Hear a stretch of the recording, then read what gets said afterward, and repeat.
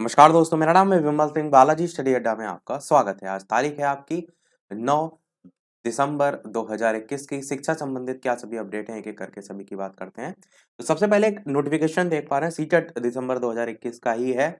इसमें जो admit card है, कुछ लोगों का कमेंट आ रहा था कि कब तक आ सकता है, तो इसमें बताया गया था कि जो एडमिट कार्ड है वो आपका फर्स्ट वीक में जो है वो दिसंबर 2021 में आ सकता है। पर यहाँ पर ये भी क्लियर तरीके से लिखा है टेंटेटिव, यानी कि ये जो है थोड़ा आगे पीछे हो सकता है। तो पहला हफ्ता तो बीत चुका है आपका, क्लियर। आज 9 तारीख हो गई है, तो आपको ज़्यादा और समय नहीं, आज या कल तक आपको देखने को मिल जाएगा, क्योंकि जो परीक्षा है आपकी 16 तारीख से लेकर के 13/1/2022 तक जो है प्रस्तावित है। इनमें आपका ऑनलाइन एग्जाम होगा, पहली बार ऑनलाइन एग्जाम होने जा रहा है। रिजल्ट की डेट यहाँ पर 15 फरवरी बताई गई है, वो भी आपकी टेंटेटिव है, यानी कि जैसी सिचुएशन होगी उसके अकॉर्डिंग हो सकता है कोविड वगैरह जो है देखने को मिले, तो हो सकता है थोड़ा लेट भी हो जाए। बात करें और आगे, तो परीक्षा का जो समय है, पहली बात तो यहाँ पर ये क्लियर किया गया है कि एग्जाम डेट और जो शिफ्ट है वो आपको एडमिट कार्ड में मेंशन की जाएगी। एंट्री जो है आपकी 7:30, ये पहली शिफ्ट के लिए 7:30 AM से जो है वो मिलेगी, और दूसरे वाले की 12:30 बजे। एडमिट कार्ड चेक होगा 9 से आपका 9:15 AM तक, और इसमें 2 से 2:15 AM तक। चेकिंग ऑफ कंप्यूटर आपका 9:15 AM का समय है, यहाँ पर 2:15 PM। लास्ट एंट्री होगी 9:30 बजे, और यहाँ पर 2:30 बजे। टेस्ट जो है आपका 9:30 से चलेगा, और कहाँ तक, 12 बजे तक चलेगा दोपहर के, और यहाँ पर 2:30 से 5। तो ये आपका पूरा परीक्षा का जो है वो समय हो जाएगा। साथ ही साथ लास्ट में यहाँ पर लाइन में एक इम्पॉर्टेंट चीज़ ये भी बताई गई है कि जो आप आवेदन कर रहे थे, उस समय जो आपने ईमेल आईडी या फिर मोबाइल नंबर जो है वो फिल किया था, सीटेट जो है उसके लिए अलर्ट भी जो है इस पर ईमेल आईडी और मैसेज के थ्रू जो है वो भेजेगा। लिखा है, CTET alerts will be sent to the candidate on their registered mobile number and email ID only. तो इन्हीं दोनों पर ही आपको देखने को मिलेगा। अगली न्यूज़ की बात करते हैं, यूपी टेट 2021 कि कई जिलों में बदले जा सकते हैं परीक्षा के केंद्र। तो यूपी टेट की परीक्षा जो है लीक होने के चलते निरस्त हो गई थी, आप सभी जानते हैं। इसमें मंगलवार को शासन स्तर पर इसको लेकर एक बैठक हुई, जिसमें सचिव अनिल भूषण चतुर्वेदी को भी बुलाया गया था। परीक्षा नामक प्राधिकारी इस बार की परीक्षा में ई जिलों में केंद्रों में भी बदलाव जो है वो हो सकता है। इस बार वित्त विहीन विद्यालयों की जगह राजकीय सहायता प्राप्त और डिग्री कॉलेज सीबीएसई और आईसीएसई के जो कॉलेज हैं उनको केंद्र बनाने में तरजीह जो है वो दी जा सकती है। बेहतर छवि वाले जो वित्त विहीन विद्यालय हैं, उनको ही केंद्र बनाया जाएगा। परीक्षा नामक प्राधिकारी का पूरा जोर है कि त्रुटिहीन प्रश्न पत्र तैयार करने पर, क्योंकि कई बार आंसर की, फिर ऑफिशियल आंसर की, फिर उसमें विवाद, फिर ऐसे चलता रहता है। उसके बारे में विषय विशेषज्ञों को भी बुलाने की तैयारी है। अगली न्यूज़ भी इसी से संबंधित है कि टीईटी के प्रवेश पत्र फिर से जारी होंगे। परीक्षा दिसंबर में संभव नहीं है, यहाँ पर ये भी बताया गया है कि दोबारा से 1 महीने में कराना किसी भी सूरत में संभव नहीं है। हाल ही में बेसिक शिक्षा मंत्री सतीश द्विवेदी ने दिसंबर में दोबारा परीक्षा कराने की बात कही थी, लेकिन आयोजन से जो जुड़े लोग हैं उनका मानना है कि देखिए जनवरी के दूसरे सप्ताह के बाद ही परीक्षा हो सकेगी, उससे पहले तो भैया पॉसिबल नहीं है।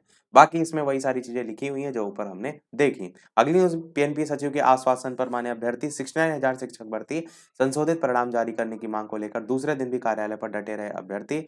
यहाँ पर बुधवार को भी सैकड़ों की संख्या में अभ्यर्थी सचिव परीक्षा नामक प्राधिकारी कार्यालय पर डटे रहे। दोपहर में सचिव से वार्ता के बाद अभ्यर्थियों ने धरना खत्म किया। अभ्यर्थियों का दावा है कि सचिव ने बताया है कि इस मसले पर शासन से वार्ता चल रही है, 15 दिन में इस मसले पर उचित निर्णय जो है वो लिया जाएगा। उत्तरमाला को अभ्यर्थियों ने कोर्ट में भी चुनौती दी थी। इस पर कोर्ट ने याचिकाकर्ता अभ्यर्थी जो है उनके एक प्रश्न पर सभी को एक-एक नंबर देने का निर्णय भी दिया था, उसी के बारे में यहाँ पर बताया गया। अगली न्यूज़ है, सचिव परीक्षा नामक प्राधिकारी के आश्वासन पर माने अभ्यर्थी 69,000 शिक्षक भर्ती का मामला है। संशोधित परिणाम जारी करने की मांग को लेकर दूसरे दिन भी पीएनपी पर डटे रहे अभ्यर्थी।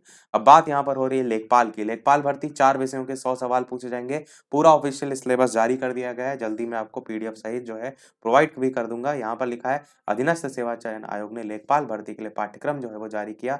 2 घंटे की होगी लिखित भर्ती परीक्षा। 4 विषयों पर आधारित 25-25 प्रश्न जो है वो पूछे जाएंगे। इसमें जो है गणित, सामान्य ज्ञान, ग्राम्य समाज, ये सभी जो आप देख रहे हैं, इन सभी का सिलेबस भी यहाँ पर दिया गया है। बाकी जेई और उप वास्तविक भर्ती परीक्षा 19 को होगी, इसके बारे में भी बताया गया। अगली न्यूज़ भी इसी से संबंधित है, लेखपाल भर्ती का जल्द जारी होगा विज्ञापन। 4 विषयों में होगी परीक्षा, 100 सवाल पूछे जाएंगे। यूपीपीएससी ने जारी किया है परीक्षा का पाठ्यक्रम। इन विषयों से संबंधित होंगे सवाल, वो भी यहाँ पर जो है वो लिखा हुआ है।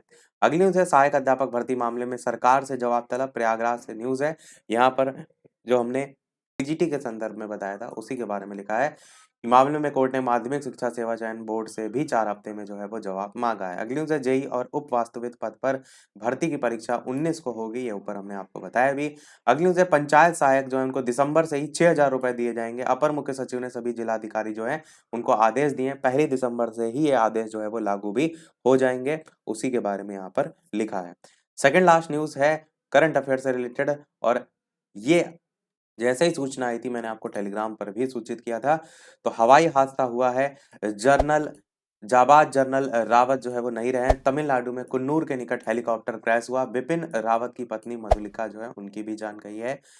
सीडीएस विपिन रावत, उनकी पत्नी और अन्य सैन्य अफसरों को लेकर उड़ा वायु ये सेना का जो है MI-70V5 हेलीकॉप्टर था। बुधवार को कुन्नूर में दुर्घटनाग्रस्त जो है वो हो गया था। 14 लोग जो है इस हेलीकॉप्टर में जो है वो सवार थे। साथ ही इसकी और भी विशेषताएं वो अगली करंट अफेयर में के तौर पर आपको याद रखनी होंगी। इसके अलावा सीडीएस जनरल बिपिन रावत जो है उनको भावपूर्ण श्रद्धांजलि, और शायद ही कोई उनकी कमी पूरी कर पाएगा। बहुत ही महत्वपूर्ण स्थान रखते थे हमारे भारत देश में। तो लास्ट की एक करंट अफेयर से रिलेटेड इसमें जो पॉइंट है वो आपको अवश्य पता होना चाहिए। सबसे आधुनिक सैन्य हेलीकॉप्टर में शुमार था MI-17V5। इसके अलावा वीडियो पसंद आए तो वीडियो को लाइक भी अवश्य करते रहिएगा। इसमें क्या-क्या बताया गया है इस चीज़ को समझिए। 1975 में MI-17V5 ने पहली परीक्षण उड़ान भरी थी। 60 से अधिक देश इस हेलीकॉप्टर का इस्तेमाल कर रहे हैं, और ये हेलीकॉप्टर था ये रूस से 8 साल पहले आया था। तो रूस का ये हेलीकॉप्टर था। कितना कुछ खर्चा आया है वो सारी चीज़ें लिखी हैं। इसकी क्या-क्या क्षमताएँ हैं, 230 किलोमीटर प्रति घंटे की रफ्तार से उड़ान भरता था, ये सभी लिखा है।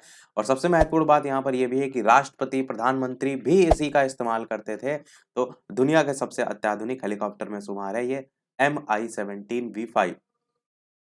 तो यही था हमारे आज के इस ओवरऑल वीडियो में अपडेट में। इसी प्रकार डेली अपडेट पाते रहने के लिए चैनल सब्सक्राइब करके नोटिफिकेशन बेल अवश्य ऑन कर लीजिएगा। वीडियो पसंद आया हो लाइक कीजिएगा और लोग साथ शेयर कीजिएगा। मिलते हैं अगले अपडेट में, तब तक के लिए नमस्कार, जय हिंद।